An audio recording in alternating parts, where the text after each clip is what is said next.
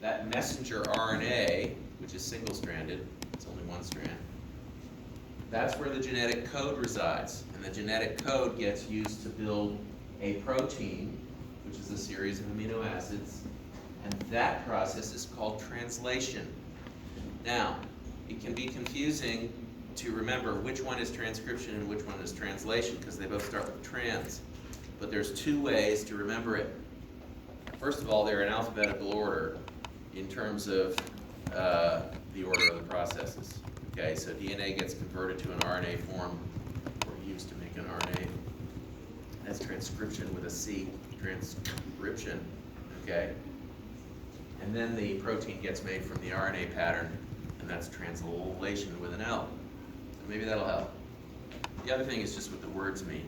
Okay, transcribing is where you're writing a copy of the same language.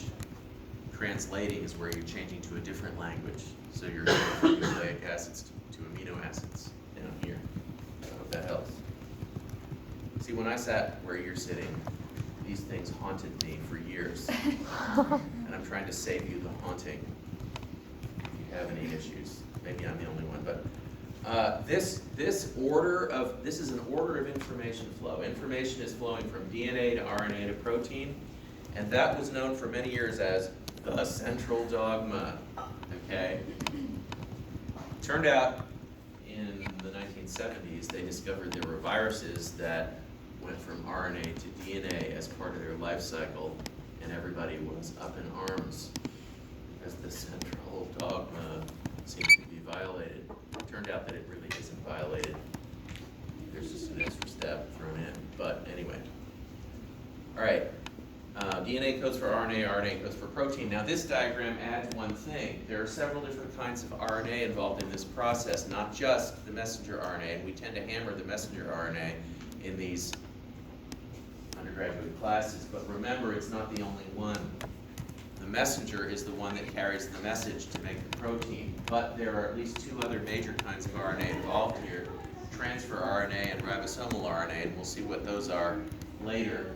But the point of this slide is that they're all generated the same way from a DNA gene. The message is the only one that gets made, that turns into protein, so to speak. Okay, but the other two are involved in the process. So remember that. tRNA and rRNA also have genes that have to be transcribed, but they don't get translated. And there are about a dozen different other kinds of RNA that we can define too, but that's one thing we don't really go into in here. So all RNAs are generated from DNA. This process, as shown, is in eukaryotic cells. It's happening inside the nucleus. The transcription is happening inside the nucleus, and then the messenger RNA leaves the nucleus, as do the others.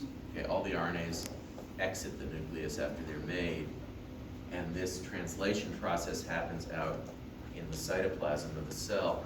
That's another fundamental thing that you got to get burned into your brain. Where this is happening in a eukaryotic cell, transcription is in the nucleus, translation is in the cytoplasm. Now in bacteria there is no nucleus. It is localized, but there's no membrane in between the processes. Okay. All right, I'm out of time. I'm going to stop there, and we'll finish this chapter on Tuesday.